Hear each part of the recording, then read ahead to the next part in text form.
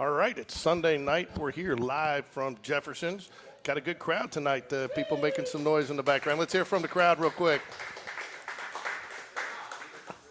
So we got a good crowd out here at Jeffersons. If you're not here, why aren't you? Is the big question, right? That's it. So, but want to thank everybody who is here and everybody who's joining us. And Jags coming off a big Friday night 31-3 win. The matchup of two unbeatens. It really kind of was going to, A, you clinch a playoff spot, but B, kind of give you the step forward and you control your own destiny as you head into playoff season, right?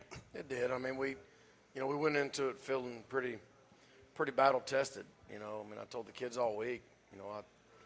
We went on the road, had 3 big games on the road against 2, top 10 7A schools.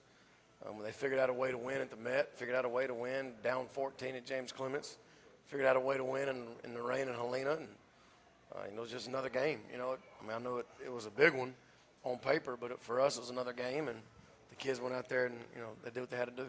Yeah, I've heard a couple of people, we were talking about earlier before you got here with Scott Bradley, Brock Bradley's father, but, hearing some stuff from the media using terms like, it was a very academic win, or, they just kind of, it's almost like Novocaine, you're give it time, it'll work, but you're very methodical, but you're very businesslike, and it's really what you want out of a team. You don't want to be real flashy. You guys are doing it with fundamentals, you're doing it with defense, you're doing it offensively with the run and the pass. I mean, there's just you're doing whatever you have to do every week, and you're doing it based off fundamentals. Yeah, we talked today during our team meeting today that it kind of feels like we hadn't really had to tap into a lot of emotions. Like if you think about a big game like an Iron Bowl or a national championship game, where every play you're on you're just on your toes every single snap, offensively or defensively. It felt like we hadn't really had to do that every snap. I don't know if that's a good thing or a bad thing. I don't know, but the kids, we kind of started off slow, missed on some things early that we usually have hit on, and the defense gave up 3 third down conversions and a 4th down conversions in the first half. So I think they had the ball, I want to say 8 minutes of the first quarter. So defense couldn't get off the field, and they did a good job of keeping us off balance a little bit, but once our defense settled down and they started having some shorter drives, and then the offense kind of stalled out, but nobody panicked, nobody flinched, and that's just a testament. Our kids and our coaches is a confident group, and they just like you said, it's like Novocaine, just keep swinging and hopefully we'll be standing last. Well, Novocaine always works, is what I've been told by the dentist. But I'll tell you what, I'm going to disagree with you on one point. Know you got a player here, E.J. Curley, who's going to be joining us later, that disagree with me. I think there was a lot of motion in that Hoover game. So you did, I think, have one that you had a lot of them. Since then, okay. That's what I told the kids since that game. Okay. And then it just hadn't really been, just sitting there hanging on every single snap since that game. But I will tell you, too, that I did think you kind of – one of the things we talk about each week in your weekly show is – come out swinging. You want to get off the bus swinging. I think you did that with the big kickoff right out of the gate. You went down, but then you did stall a little bit. Do you feel like sometimes with this team when you go out, maybe get it that quick and that early, that you maybe take a little bit of a breath and almost get a little too comfortable because, it is working for you that way?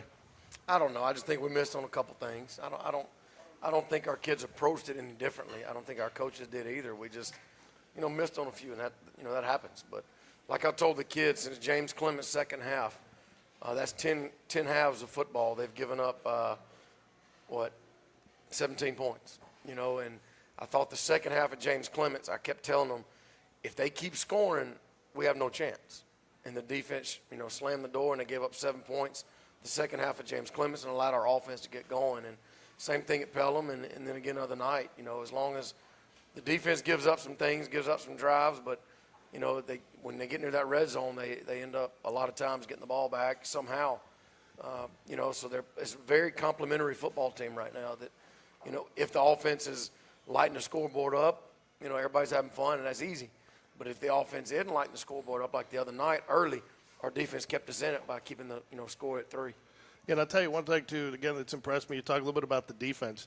They're making every team we play work for every yard they get. You haven't had a lot of explosive plays against you. Well, I wish you wouldn't have said that, but because Kalia throws the ball all over the field, and they chunk it deep. They got skill all over the place. But you are right. We tell them just live another down. I mean, we had some missed tackles the other night on third downs, and one person missed, another guy missed. Somebody came, got him down. All right, we're fine. Keep it in front of us. Live another down, and That's kind of been the motto right now on defense, but I'm challenging those guys to get some more 3-and-outs, to get some, give up a first down and that's it, not another first down, another, and another one. And that's kind of the challenge to those guys, getting off the field quicker. Well, you jumped the gun on me a little bit because one of the things I was going to say there is I think some of that comes from y'all's philosophy of follow football and everybody attacking the football. Because you go by looking, we're going to see the clip here in a minute, the fumble.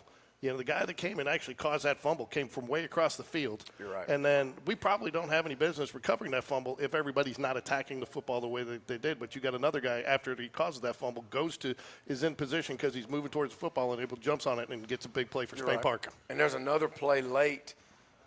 They're going in. They're on the goal line, and they throw a pass out to the flats, and our corner, Richie, comes up and couldn't quite get the guy on the ground, and all of a sudden here comes Aiden Walker flying from inside. Him and EJ are just flying out there, knock him out of bounds on about the 2 or 3 yard line and didn't let him score.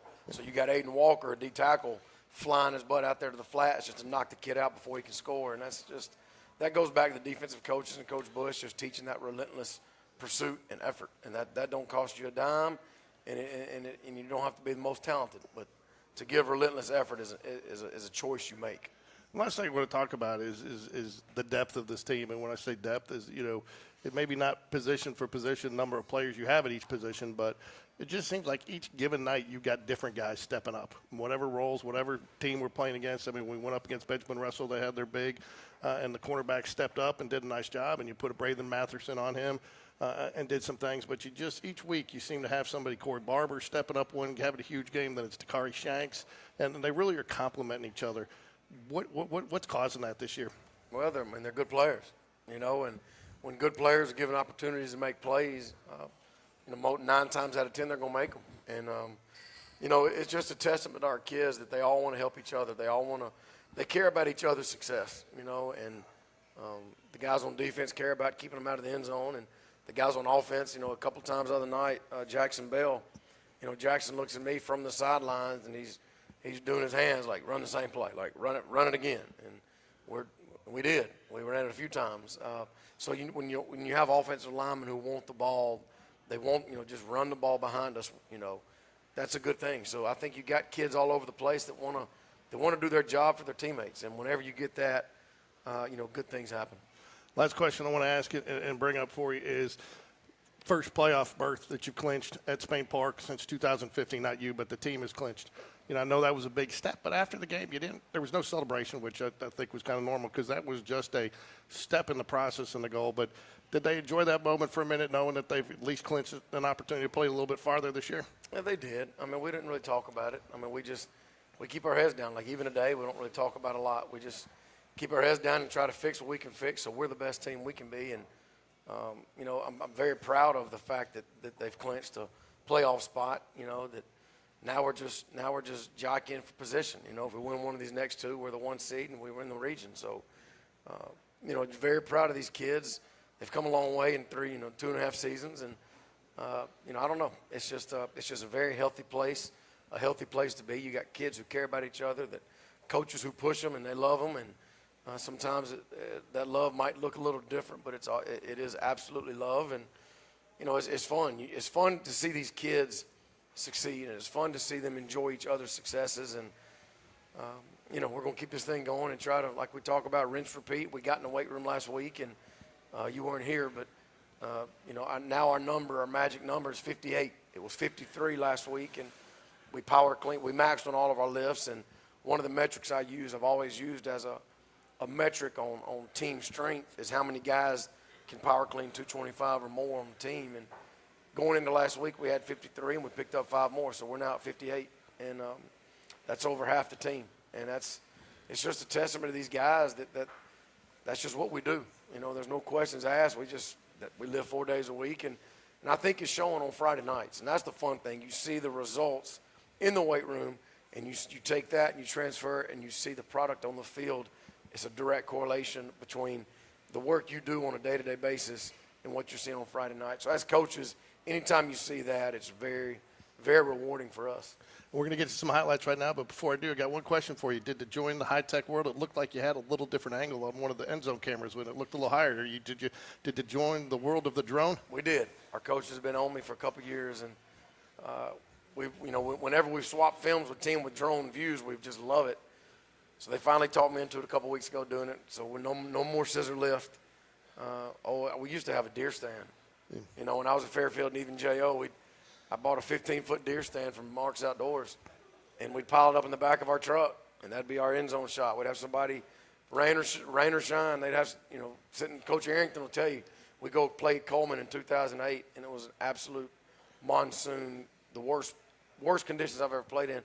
And Coach Arrington was a young coach, and he's sitting in the daggum deer stand with an umbrella in a lightning storm. He didn't say a word. He just sat there. And so we've gone from a deer stand to a scissor lift to now we got a drone. And it's Coach Bev and Danny Spencer handle all that for us. And it's So Coach Bev's driving the no, Danny Spencer's up in the press box. Okay. But Beverly is the one behind under the drone. There you go. Yeah. There you go. Anyways, I noticed we've got some different views. So we're starting off here, Coach. Obviously, this is one of the big plays, first big play of the game. It is, for some reason, our download was a little jumpy on this one, but you can still get it. But, I mean, talk about just how this sets the tone for the game right off the kickoff. Well, yeah, Coach Taylor and Coach Thompson work together on this kick return. And, as you'll see the guys setting up. They know where the ball is going to be. They get their bodies. They understand leverage, and they get to the correct side of the cover guy. So they're kicking out. Some of them are kicking in, and then the ball goes right through it with Corey. And anytime Corey Barber has the ball in his hands, good things happen. And that's just there's no better way to start a game than a big kickoff return. Yeah, and I think you got to like this if you're special teams coach. Man for man, you're pretty much blocked up. You do have a double team here, but then you got Corey Barber following his lead block right through that hole. Which is what you want to see, and he gets to follow him. And then even though that lead block, he does not get his hand on the man up there, as you can see, but he gets him to break down to where now Corey can go either left or right. And really that guy, once he becomes flat-footed, he has no chance, even if you don't get your hands on him. Anytime you're doing kickoff return, you want guys just to hit it. Punt return is a little more shifty, but kick return, you want them to get in the hole, hit the lane, and go. And Corey reverses field and he trips up on himself. We thought somebody tripped him, but we went back and looked, and he didn't. But that was a huge play to start the game. You got a nice little running play here right after. I think it played almost the first or second play right after that. I think second play. Second play. But, again, you get out there, and, again, blocking downfield is good, and to keep it in. And I think what kind of impressed me the most about some of these the running plays that we have in the highlights this week is, and, again, you got your downfield block set up there where, running back has got to just – I mean, these running backs seem to be running with more and more confidence each week, and I think some of that has been a function that they are getting confident and they're trusting their downfield blockers. They are, and our receivers did a really good job this week, and I made sure I told them that today of transitioning from a pass to a run and also downfield blocking. But that was a really good run right there. And this is just a little red zone deal we had, and Brock kind of underthrows it a little bit, but CJ made a really good catch, and that was a big play to start the game. Now, for those people, we talk a lot of times about RPOs. Is that an RPO there, or was that a straight-up pass? Because, it looks like that defensive end comes up and crashes on Corey, which is what sells it, because he just runs right past him. Well, there's a lot of eye candy, and there's some different stuff going on. But, a lot of times eye candy is just that, eye candy to get to something basic you do, and that's pretty much what that is. But, it was a good ball, good read by Brock, and nice play. Again, you hold them off the scoreboard from touchdowns. They did get their one field goal, but I think this was a key play here. And again, this was a time and a big defensive play here to keep them out of the end zone, because it would have, I believe, made it a tie game, or within much closer, obviously, than what it was, because it was close throughout that first half, and this was a key critical defensive stop. This is Nathan Berger when he shoots through. There it is. Yep, Nathan Berger. So Nathan Berger went to Jack a little bit this week, and he's very physical in the running game. He does a lot of really good things, and that was a big play for us. Got another one coming up here. That was just a little pitch and catch between Corey and Brock, and those two guys, man, they're on the same wavelength a lot of times. We thought they were going to run it, and thank God, because if you go back and look, I think we had a lineman pulling the wrong way and everything. So Brock would have handed it off. It would have been a train wreck. So good thing he pulled and popped and gave it to Corey. And, that's one thing about Corey. Sometimes you don't have to throw it for 11 to get 11. You throw it for 4 or 5 and let Corey, do what he does and gets 11. Yeah, that's what I was going to mention here, too. Just the awareness that Corey Barber has of where he is on the field. A lot of receivers would have let their momentum carry him out of bounds here, got the 4 or 5 yard gain, which still, as a coach, you're happy it's positive. but he cuts it back and picks up the first down and gets about 4 or 5 more with it, and just with a little move. And really that just becomes from the awareness of where he is, knowing where he is on the field. It does. And there goes Dakari, and O-line did a really good job this week of getting bodies on bodies. Yeah, if they had a hat in the box, our line did a really good job. Coach Moore and Coach Clark made sure that they bodied their guys up and let the backs go and let them cut. Don't a lot of times old linemen try to position themselves, and but when you do that, you limit which way the back can go. And our guys did a good job of just getting bodies on the D-line and linebackers and just letting the running backs cut. Yeah, one of the reasons I put this play in here too, and we'll see some in the second half, it seems like a couple of games this year, especially James Clements in this one, you've challenged your offensive line in the game to we want the ball. We want to hold the ball, and we are just going to pound it with different plays. And your offensive line has really seemed to answer that call. Well, they came on the sidelines, and they asked Coach Moore, why can't we just keep running it? So Coach Moore said, Coach, you got a request from the front. I said, what is it? He said, they want to run it. So, well, all right, let's see what we can do, But that's what's good about this team. I mean, obviously, the Corey Barbers, the Brock Bradleys, the guys that, we can sit there and sling it all over the yard sometimes. And the line, they were the ones that called for the other night, and they just wanted to keep running it. And, we kind of settled in and got some things going, and they did a really good job. Put on your opposing coach's hat for a second here, though. I want to talk about one of the ways to put this in. You've got so many different looks. You got multiple sets where you go no backs, 5 wides here, but then you got the 2. How hard is it for an opposing coach when you can do all those different sets effectively to prepare for a team? Well, I mean, I don't know, and that's kind of the reason a lot of teams do it. We do it, obviously, but at the end of the day, a lot of it's eye candy. You got to be good at what you do. Whatever run schemes you have to be good at. When the ball's snapped, you have to be good at what you do. All this other stuff is just kind of eye candy and window dressing and trying to get numbers, build numbers on one side, and flipping the strength, and the pass strength's over here, the run strength's here, and just doing some different things. That's all it is. But it's just the basic things of what we know Brock can handle back there as a quarterback, which is a lot. And hopefully, we keep getting better at running the ball. All right, here we go. Yeah, so Brock right there, anytime he sees green grass, he has the green light to go. He's such a good athlete, and he knows when there's green grass, you go. He's got the wide open hole here, but I think, too, one of the things you pick up down there is you just look Andrew Thornton. That's what we talked about, the transition from Andrew was a pass receiver.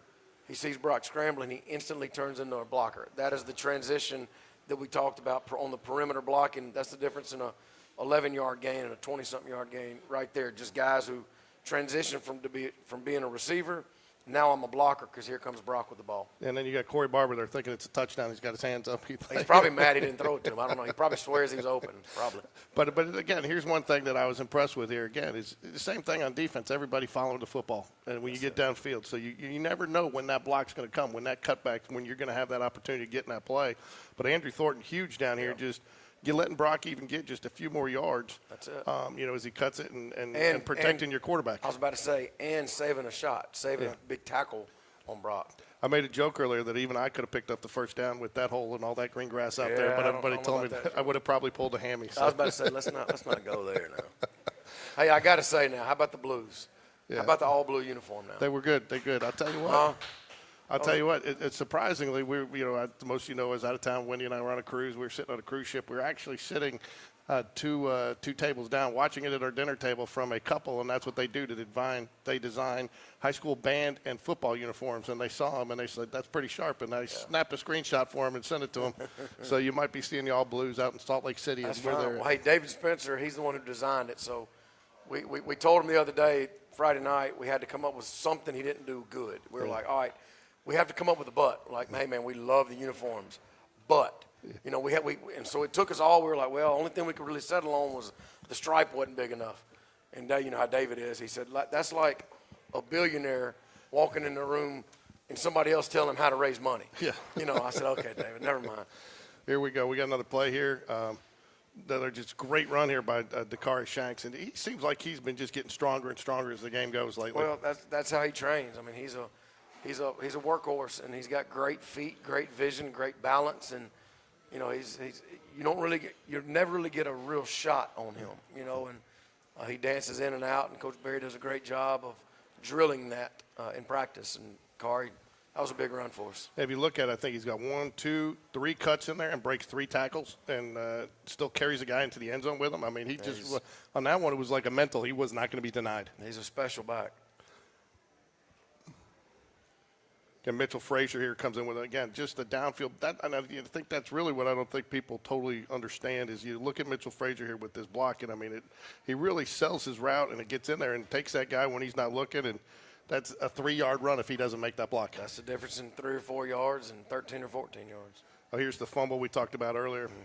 You know, and I think, is it Joe Cross that knocks this away? Or was it Who knocked it away, EJ? JD. They Oh, said Bonamy knocked it out. okay. Oh, there it is. Okay. Yep.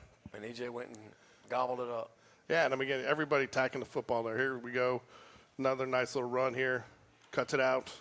Well, if you go back and you see their D linemen, or they're creating, you know, the old back in the days, grab grass. You know, if I'm a D tackle and I feel myself getting double teamed, I just grab grass, hit the deck, try to create a pile.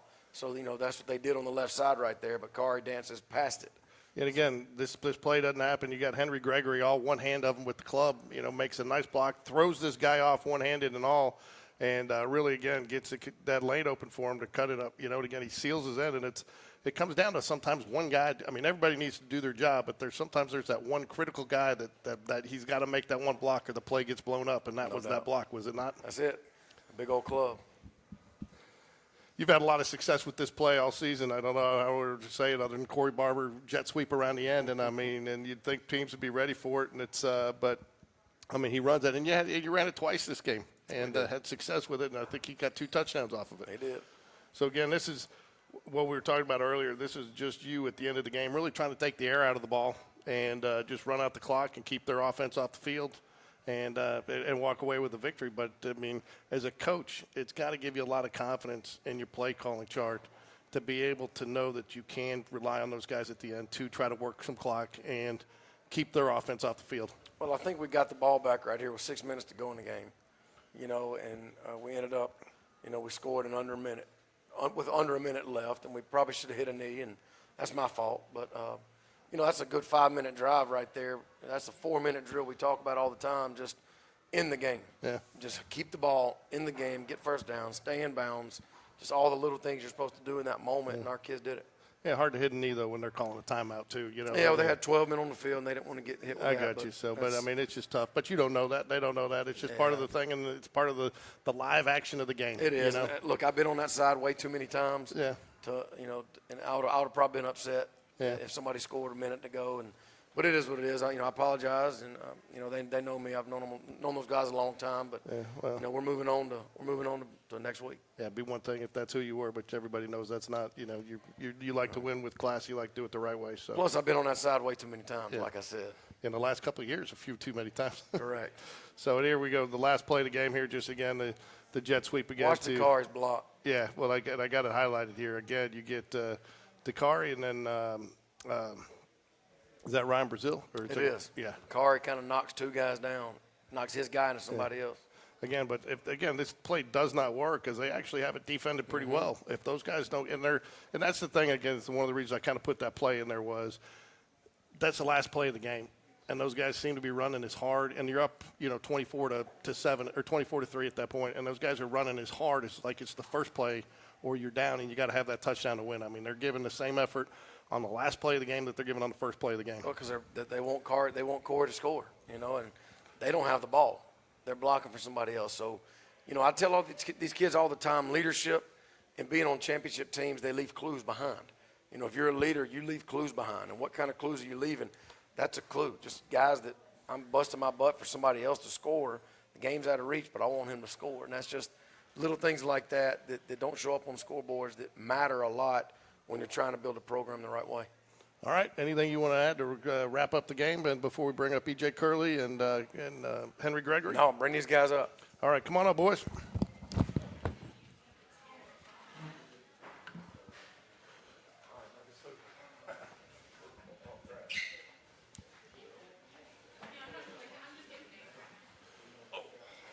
Give them a second to get set up here.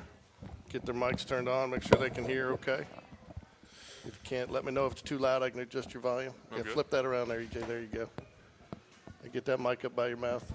There you go. Can you guys hear? I can hear. All right, EJ, get that mic up a little bit more. That good? That's good. All right. All right, so I'm joined by EJ Curley, linebacker. Is that what you officially go by? Linebacker, what are you, Sam, Mike, Will? Oh, Mike. Mike, and then we got Harrison Gregory. I don't think anybody knows your true position because you're all over the field. What are the Mainly tight end. mainly tight end? Okay, first I want to start with you, Henry. Is first off, you're not the best athlete in your family. I coached your sister. She's a good little volleyball player, right? She is. Nah, just giving you a hard time. You are a good athlete, but let's start with you break your hand, your senior, and you didn't know where that was going to go. You thought at one point I was told you thought your season might be over. So walk through the emotion of that and just how you feel now, being able to get back and do what you're doing. See, well, it happened in the Hoover game. So originally, we think he fractured it in the Sparkman game, and in the Hoover game, broke it. So I come off the field, I was like, man, it's broken, whatever. So we splinted it up. I was like, Coach, I can go back in if I need to. I actually did go in for that last play. Corey scored. Then after the game, I wasn't really thinking. I was like, you know what, I want to go celebrate. I don't want to go to the doctor. But I had to go to the doctor. They said, it's a pretty bad break. I had to go back Monday for more logistics. And it was surgery, then hopefully be able to club it up. So I knew I was going to be able to come back. I knew I didn't know how much time I would miss. Originally, it was probably 2 or 3 games, but I ended up only missing 1. So I was very pleased with that. But I was just focused on doing what I can with the situation I'm put in. Yeah, EJ, you play, I've known you probably longer than you realize because I was around you when you played some youth and you played for Coach Bonamy and all that and everything. You're a quiet guy. I give you your hard time and even talk to your dad a little bit, but you're loud on the field, man. You love football. Yes, sir. Talk about a little bit of your role on the defense and just because wherever there's a play, you seem to be involved. Man, it's just being a part of this team, this defense. It's amazing. I just try to make sure they're all lined up and give the call that Coach Bush gives us and just do what we practice every week and, just go out there and execute. So did you guys even think, you're one of the first teams since 2015 to clinch a playoff berth for Spain Park, but that's not really been in y'all's head. Did you guys even think about that really Friday night? Did you realize that you had done that?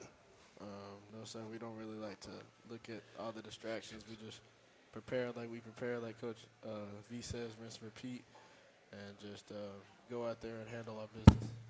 So, Henry, you come back, and I think it's your first game back. You got the bigger club on because it's gotten a little smaller, right? Each week it gets a little smaller. You come back that first game, you got that huge club. You kind of release, and Brock floats one up to you. Were you expecting a pass that early and coming back? We'd run it all practice, and I knew if we ran it, I was going to get it, so I was just ready to catch it. Brock did a great ball, just threw it right on my body where I can just grab it with my left hand, and that's all I can ask for. Are you going to be out of the club before the end of the season, or will you finish the season with the club? I go back Tuesday, so okay. hoping I played my last game with it. There you go.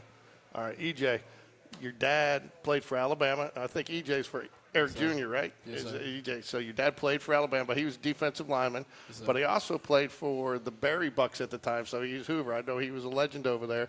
I know you were very emotional after that game. You just didn't want to leave the field.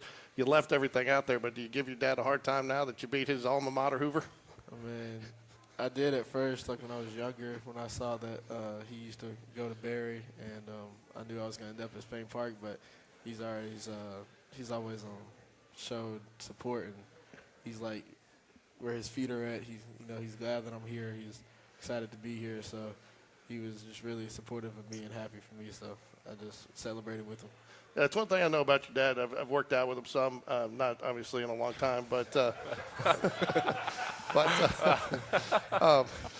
I think most people would see that. But he doesn't ever really pressured you to play. He's let you kind of walk your own path through football, hasn't he? Yes, sir. That was my choice to play. Yes, sir. Yeah, and I know he kind of lets you be coached by the coaches, and he's like you said, he's been more of a support than a coach for you a lot of times. Is that the case? Yes, sir. So you got you got your coaches, and you still got your dad, right? Yes, sir. That's always hard. Now I know your dad's a good athlete in his own right. He played college basketball, right, for Western Kentucky. Yes, sir. That's correct. That's right. He's coached a little bit, and the whole family's tall. So we are. I guess you guys you guys don't have a small compact 4-seater for your family vacations, do you? We do not. Okay. So, EJ, what has been your most favorite moment so far this season? This season, there's too many good ones to count, but if I had to just pick one, it was the emotions of everybody and just being with everybody after we beat Hoover. It was just amazing to see how everybody was happy and together. And one thing that V's been stressing us about since the very start of the offseason was playing for each other and loving your teammates and your brothers. And it was just great to see us all come together and celebrate with each other. There's even a great picture of us holding up the trophy that we get from winning that game. Everybody just reaching towards it like we did this together. So that's one of my favorites. That's a good one. What about you, Henry? It's got to be the Hoover game. I mean, just to think that we are just the second team in the school's history to beat Hoover and do it in the way we did, like stressful game, going back and forth. With atmosphere was great. Like just Corey scoring that touchdown right in front of the student section. I mean, couldn't ask for much more. So what about and I think as a fan and as a parent and as somebody that's covered Spain Park sports, I think probably one of the things I thought was the most exciting was not only y'all's reaction, but your fellow students' reaction, wanting to come out and celebrate with you, almost like that they were a part of it. What did the students mean to you guys in that game and throughout the season? Because the students have really been there for you. And even in some of the games that you've blown out, I mean, and in the rain, they've been there through from start to finish. So what has the student body kind of meant to you guys this year as you guys do this? It's definitely great to have the students there supporting you, because in the past, they have always kind of clowned us for not being the best team. Now that we're kind of making our point, they're kind of behind us saying, let's go, we're here for you, we support you, and they're always making noise for us when we score and stuff. So it's a good feeling to have guys in your corner. Yeah, going back to the Hoover game, I even saw a video after the game, and it was kind of like foreshadowing like the outcome. They were like, we've lost for 8 years, but or 9 years, and we're gonna come into their crib and take their crib. And it's just like you said, just now that we are, gaining traction and doing what we've been doing, and we have their support. We just love to see that they support us and that they're there for us, and there's nothing like it. EJ, one of the things I think that's kind of impressed me, I love Coach Bush, his enthusiasm that he has out there. But one of the things we talked to, because I get some updates from him throughout the week about how you guys are doing and some stuff we can use on the air. But one of the things he says is it's a lot of times you guys will go to him and tell him what you want to run or what you're seeing out there. He lets you guys have some input on how you guys run your defense. What does that mean to you as a player to have a coach that trusts you guys that much to let you guys help make some of the calls? It means a lot. We trust him, he trusts us, and it just shows how the work we put in each week, the trust increases, and it just allows us to go out there and do what we need to do every day, no matter what the situation is, because sometimes the in-game situation in the game plan that you had before isn't going to work. So just the trust that we have to be able to adapt on the fly, I feel like that is the key to our success. Henry, what has been the toughest part kind of in your journey back this season with your hand? Honestly, the toughest part was kind of realizing I'll miss some games and having to be kind of like a coach or a teammate, kind of helping the others get better. Kind of Graham Blair, the guy who is a junior right now, he's getting a lot of reps, having to kind of coach him up, make sure he knows what he's doing, always supporting him when he's on the field. And the kind of transition going back to playing, had to get my mindset right. Like I'm not watching the game, I'm actually in the game. It's a tribute to you, though, because it's hard for a player to coach his replacement. When you're coming back and now you're helping your guy. And, I think that goes and, everybody seems to carry that team first mentality. It's a culture, I guess. It's been ingrained. And that goes back a couple of seasons, doesn't it, EJ? Yes, sir. So go ahead. I don't really got nothing, but yeah, he's been stressing it really since he got here. I think my class was his first freshman class that he's had when he got here 2 years ago. And I just remember even back then when a lot of people didn't even think it would work or didn't want to buy into it, I could just remember things that he was saying back then are coming to happen now. And it's just amazing to see. Henry, one of the things that impressed me, I think you were there that day, came in and somebody came into the weight room late. And you guys kind kind of police each other, so to speak. You hold each other accountable. That's not easy to do. Kids don't like to hold. A, kids these days don't want to be held accountable in a lot of cases, but B, other kids don't hold each other accountable.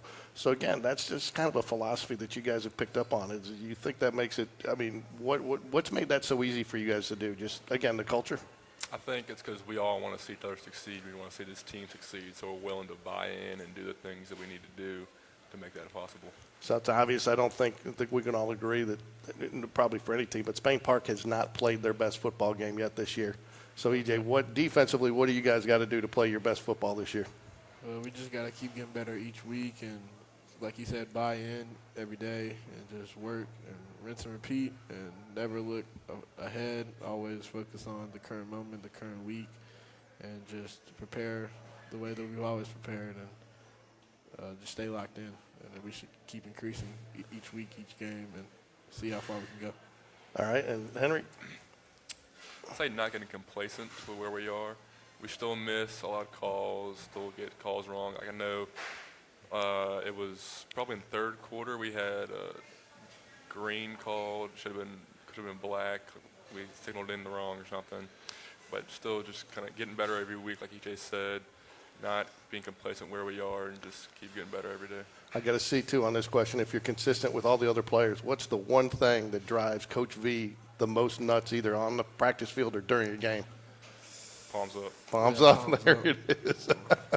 Palms up to a player. They always say palms up. In fact, I gave him a hard time during the Powder Puff game. I think you were there. I saw a girl put her palms up, and one of the players like, no palms up, no palms up. So, anyways,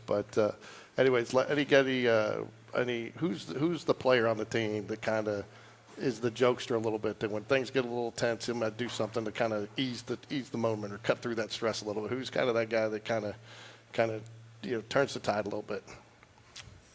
Maybe the card for offense, right?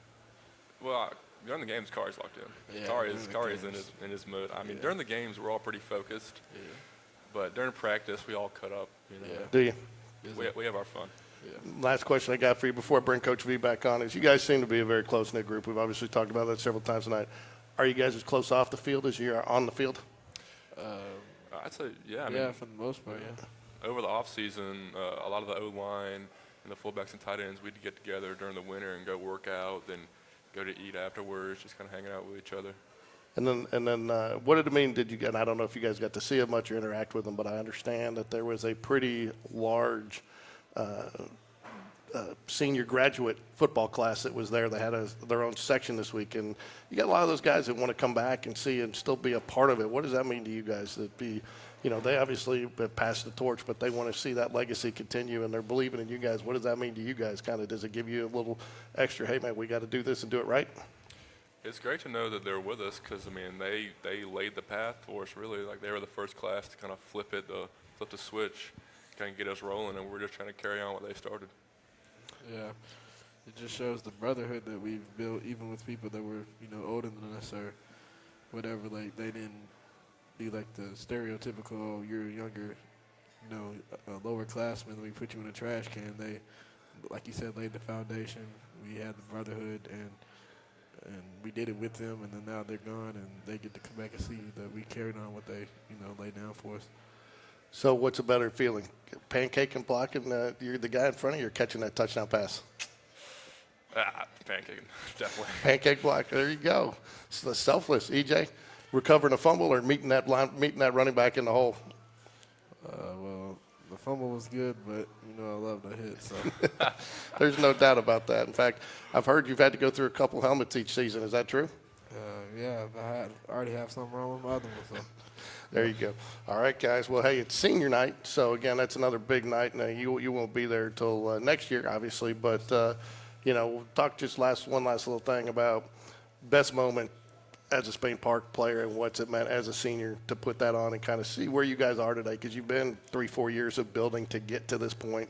Not done yet by any stretch of the imagination. You guys want to go much farther, but talk a little bit just real quick about the process that you've been through and kind of your best memory through the whole 4 years of football at Spain Park.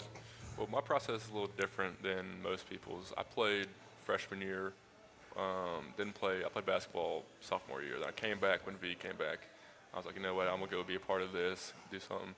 So then kind of to be with the senior class last year, remember after that Pelham game, we were still all on the field, just kind of realizing, like this is our last game together. Then this year, that being me in that position, kind of trying to make the most of it with my teammates and kind of just, I guess, enjoy all the wins we get while we can. And update us. You had an offer or somewhere. You got any more? Are you still looking to possibly play at the next level? Yes, sir, I am. I'm just playing it by ear, see what happens. EJ, what about you? You got plans to play at the next level? Yes, sir. Just working, keep never complacent, just keep working. Keep working. Okay, guys. Well, want to thank you for joining us today. We want to wish you guys the best of luck Friday against Calera and throughout the rest of the season. You're always welcome to join us here at the Jag Connection, and go Jags. Sir, go Jags. Go Jags.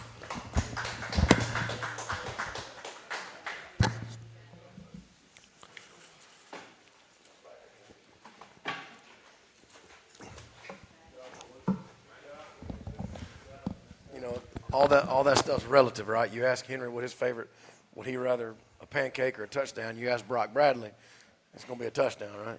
It's all relative. It depends. Brock probably prefers the pancake if the guy's coming for him. No, he enjoys the pancake, but he prefers the touchdown. Yeah.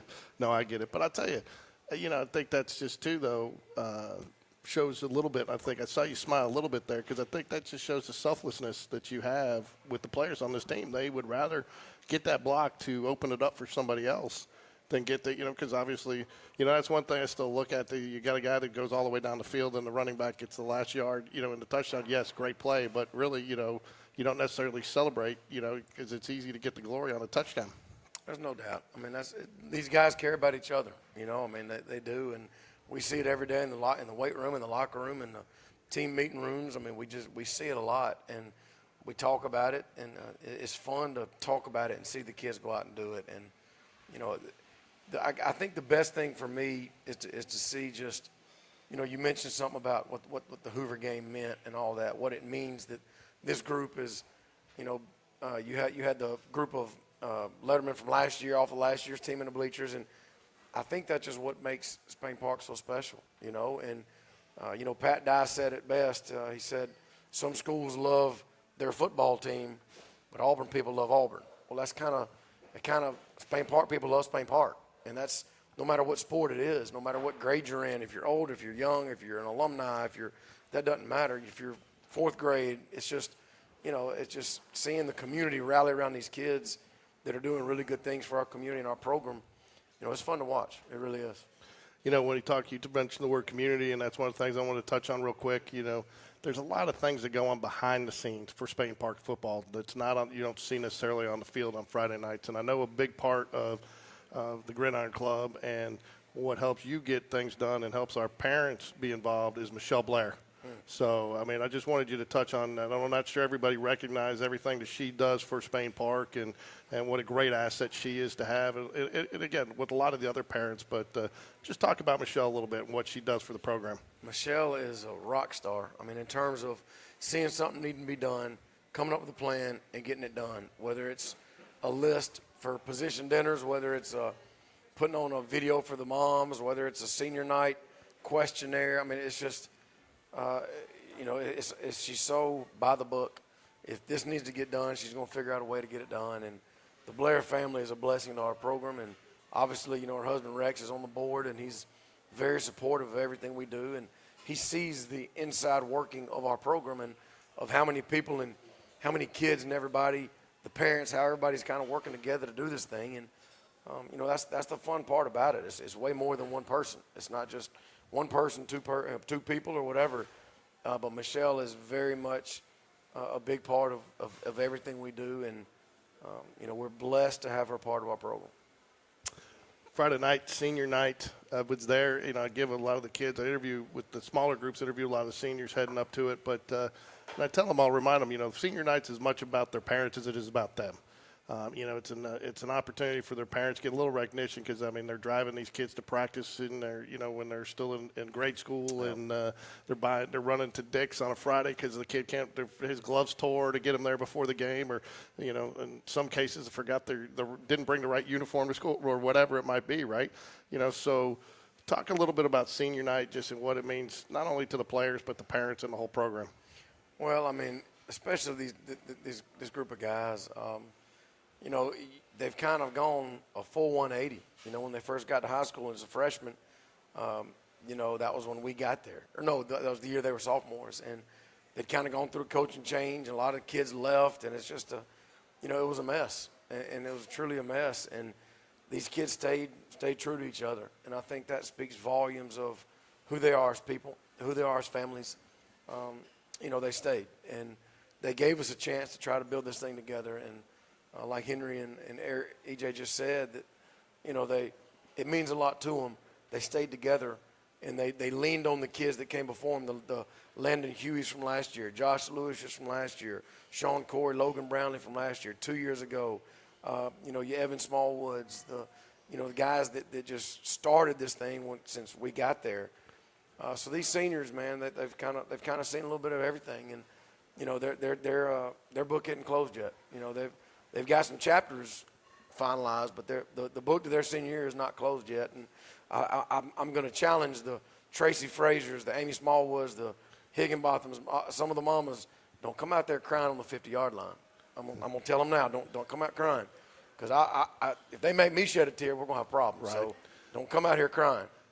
And, But, you know, I'm gonna have to text. I'm gonna text all of them. No tears. No tears allowed Friday night. But I mean, they've shown me pictures of their boys playing Little League football, Little League baseball at Hoover East, and they've been wearing that SP on their body for a long time. And to have this senior night and also have the chance of becoming 8-0 for the second time in school history Friday night, you know, and Spain Park's never been 9-0. I mean, so these seniors can, you know, they have a book to write, and this book ain't over yet. So Friday night's just another step, but it's definitely time to recognize the families and love on them. And not to mention just the families, but also for the player, too. And I've talked about this with basketball. The numbers are a little bit easier for me to compute, but the attrition you get, which some of it's just natural, other sports, academics, whatever, the people move, people just decide they don't want to play anymore. To make it all the way, most of these kids started well before seventh grade, but Right. let's just say they started seventh grade. To play that long and to get there, to commit that much time to a sport is pretty remarkable. And it says something about the brotherhood, the bond, the character of that individual. And when you look at the numbers, they're really in the minority of the number of players that started, and that's something to celebrate too. Well, we talk all the time about a legacy. Like it's, you know, you leave something better than you found it, you know, and I think obviously there's no doubt. You just look at the results. These kids are going to leave it way better than they walked into it. And that's a testament to these guys that bought into each other, that bought into what we're doing, and they care, you know. So, you know, we're going to miss them obviously next year, but like I said, this year ain't over, and we're still going to do everything we can to pour into them every day and try to get better. Speaking of the legacy starts at the youth level. It does. And a week from Monday, October 21st, and we'll get the QR code up here in our description tonight and also out on our Instagram page. But it's going to be the third annual Spain Park Youth Football Jag-Up Golf Tournament. We'll get the QR code for you to join, get a team in, check in, and coffee begins at 8 a.m. and a 4-person scramble begins at 9 with lunch to follow. It's going to be held again by one of our sponsors, River Chase Country Club. So I wanted to encourage everybody to get out and play a little bit of golf. And from what I heard, they just had their big member guest tournament out there. They got their greens in really good shape, and the course is in really good shape. So it'll be a good round of golf. But you know, some of that, I mean, that's the lifeblood of the program coming up. We need to do all we can to support them, and you know, the guys in the Little League, they do such a good job of tying their program in with the middle school with ours, and it's just everybody's working together, and that's how it has to be. But I'll be at the tournament. I'll be on the golf course in a golf cart, make sure they don't cheat. Ben Harrelson, I'm just gonna make sure he don't cheat. Yeah, I don't know if we want to see you swing a golf No, club. no. My back surgery is not gonna allow that, but I'm gonna make sure Ben doesn't cheat on his card. There you go. All right, so senior night game against Calera. We have seen them before. We opened up against them last year. It's not the same team you played last year, obviously not with the same players, but their coach had also come in an unfortunate circumstance where he'd only had 2-3 weeks he was only in the job for 2 or 3 weeks. But they're throwing the ball around, and they're a dangerous team. Their record does not, and I think they've gotten better as the season goes, and they're playing much better football than they played at the beginning of the year. So it's not somebody to take lightly. No, Coach Riles is a really good football coach. He's been around a long time. He won a state championship when he was at Elba, and He's won a lot of football games, and the quarterback, the Johnson kid, he can throw it, and they've got a lot of really good skill kids outside, and they're gonna be fun and gun. They're gonna be throwing it all over the yard, and anytime somebody does that, it gives you problems, But he does a good job with them, and those kids are playing confident, and like I said, they've got really good athletes, and the thing they do is get the ball into space. With a good athlete, ball in space, you talk about rallying to the football on defense. We're going to have to do that because, when they get the ball in space, one kid might not be able to get him down. It might take two or three. So, it's going to be definitely going to be a challenge. But, like we said last week, like we said the week before, we always talk about our faceless opponent. Like I don't care who we play. It doesn't matter what color the jerseys are. It don't matter if we're home or away. We have to worry about us, and we got to get better at blocking and tackling and doing the things we're coached to do. And hopefully, like the other night, I don't think I felt like I put our offensive kids in a position to be successful the first half. And I told them that. I said I think we're doing too much, so we scaled it back, and we started running the ball and taking opportune passes, and that was my fault. I don't know. I just think we try to do too much, and anytime you go into big games like this, we're just trying to lean on who you are and be physical and run the football and take some shots. So we'll see, but their offense is going to definitely give us fits. Walk us through your play card just a little bit. I know everybody sees all the coaches walking on the sideline with it, but you talk about making adjustments. I mean, you obviously go in with your package and your game plan, but are you prepared for making, hey, if this doesn't work, I'm prepared to adjust to that? Or is that something that more happens on the fly during the game? Based on taking what they're giving you. Yeah, you go in with a plan, but a lot of times that plan either doesn't work or is working. You stick to it, and that's one thing about you got a lot of guys on our offensive side of the ball and defense as well that have been around a lot of football. And that's another thing we talk about, how nobody panics, nobody flinches, and that goes to coaches too. And so we have headsets, and it's just always an ongoing conversation of what we like, what we don't like, what we can do. And, we go into a plan offensively, like here's the plan, but we talk about, all right, if it doesn't work, what can we go to? And so that you do a lot of that before you ever get to Friday nights, and, you settle in on that. You take what they're giving you on camera, on film, and you talk to the kids and try to figure out, put them in the best positions. So, yeah, I mean, adjustments are just as much work on the front end before you get to the game of having a plan B, of having a plan C.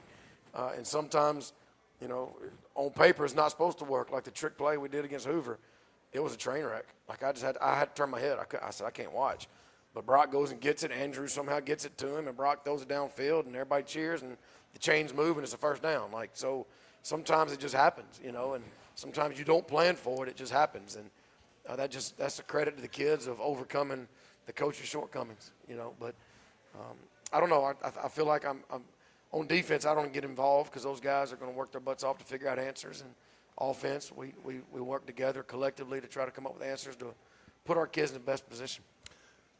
I talked to the kids. I said, I think everybody would agree. Spain Park's playing good football, but hasn't played their best football yet. I think probably every coach would tell you that at this point in the season. What's it going to take? And what do you need to do preparation-wise this week to play your best football so far this season, Friday night? I think defense has to focus on. I told them earlier they got to focus on getting off the field on third downs. It's just, there's an 8-minute drive. Well, there's numerous opportunities to get off the field on third downs, and sometimes we just might miss a tackle or somebody might misfit, and that's one thing where they got to get better on. Don't have a 15-play drive. Have a 6-play drive and get off the field. So I think defensively, I think that needs to be a focal point, and it is. Offensively, I think we just got to make the plays when they're there. If 9 times out of 10, if there's an open receiver and the line gives them the time, Brock's going to hit them. And the guys are going to go, when you get there, you got to make the catch. The line's got to make that block. And, so just making the plays that are there. Don't do anything special, nothing more, nothing less. Make the plays that are there. Defensively, get off the field. And, kicking game, keep giving our guys, or keep, I guess, providing big plays, and stay really strong in the punt game. A real quick way to flip a game is to get a punt blocked, or have a punt returned. So Josh Tullis has done a really good job of that, and Lutenbacher snapping. So, there's just a lot of little things we got to keep being good at and try to get better at. But the defense got to get off the field, and offense has to keep putting points on the board and hopefully trying to get the other team to play catch up. Okay, Coach. Well, we want a lot of fans out on Friday night and we want them there early, right? Because what time? At the end of the game, the kickoff is at 7. But what time will the festivities start? Well, Jag walks at 5:45. Okay. So once we get in the field, once we get in the stadium, our first group goes out at 5:55. So it's pretty quick turnaround once we're out there. But I love having the 9th grade team on the sidelines. They're always in front of us in Jag walk, and love having those kids on the sideline. They got 2 more games. They play Vestavia tomorrow night, and they end up the year next week playing Calera on Monday. So it's, the freshmen are 6-0, and we tell these kids all the time, like, winning's contagious. I've been a part of 14 losses in a row. I've been a part of 11 losses in a row, and losing is too.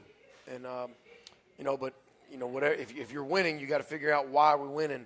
Let's keep doing those things. Let's keep showing up in the weight room 4 days a week. Let's keep being on time to practice. Let's keep pushing each other in practice, and if that's working, let's not change it. Let's get better at it. And I think that's one thing our kids have to do, and our coaches are going to push them until they do it. Okay, and just to refresh, win one of our next 2 games will clinch #1 seed in the region, which means that you get to host a playoff game to start at least the playoffs. Correct? Correct. And we're matched up with the region out of Mobile, so it'll be, we're looking at either a Theodore or Gulf Shores probably. If we can, if we're the 1 seed. But I mean, that our region's still not settled. Their region's not settled. But it's the group out of St. Paul, Saraland, Theodore, McGill-Tulin, Spanish Fort. It's that group down there that our region crosses with first. And round. then you stay with that region throughout, don't? No, it swaps. It does swap. Yeah, Okay, it swaps. so they've changed that this year because Yes. before you didn't, and Yes. but that was one of the upgrades. So just talk about that a little bit. So the new playoff format. Yeah, I mean it's the first round it matches a Birmingham and a Mobile, and then the second round one of those Birmingham Mobile teams will play somebody in Russell County area or Hueytown area, and then the third round he might come back, and so it's you're going to play a lot of good football teams, but from all over the state, But playoffs is a different animal. It's all about matchups. You might match up with a team really well one week, and the next week it might be a terrible matchup. So you just gotta figure it out, and you got to know who you are and be consistent and be good at what you do, and you can't really worry about the other teams. But that's all for naught if we don't yeah. if we don't take care of business the next couple of weeks. Yeah, so we're worried about getting in the weight room tomorrow and having a good practice and having a good freshman JV game tomorrow night. But want everybody out though Friday night. Get out there early for the Jag Walk and to celebrate these seniors. How many seniors? I got 32. 32 seniors, and not to mention just 32 seniors, but the cheer will be doing their seniors as well. Correct. And the band. Right. So, and it's not just football on Friday night. I mean, it's the total student experience. So, and last one I want to ask you, I wasn't there for it, but it looked like it was a good one. I hear the students want to bring back the color run for the game. They enjoyed wearing the colors to the game. So, did you see the student section colored up? I did. Yeah. I imagine it took a couple of days for some of them to get that chalk out of their hair because it was all over them. But no, look, whatever it takes to get our kids out there. I mean, the high school football experience is for the students too. It's not just the football team; it's everybody, and we're going to need them Friday night. And kudos to you, Coach. I heard that you bought some pizza for the student section the other night. We did. Just trying to, again, just try to get them out there. Anything we can do. Kids, they love pizza, they love food. So if that caused a couple of them to come, that probably wouldn't have, it was worth it. So we're going to need our students, we're going to need our community, and need our fans behind our guys. As always, we want you out there live and in person cheering on the Jaguars. But if you can't make it, please get on your Facebook, the Hoover Toyota Facebook page. Watch it. I will tell you, I enjoyed it from the middle of the Caribbean Ocean myself and watched 2 Spain Park games. This is over the last 2 weeks. So no matter where you are in the world, you can catch Jaguar football action on the Hoover Toyota page. Want to thank E.J. Curley and Henry Gregory for coming out and all our fans here at Jeffersons. Until next week, Coach, go Jags. That's it. Go Jag.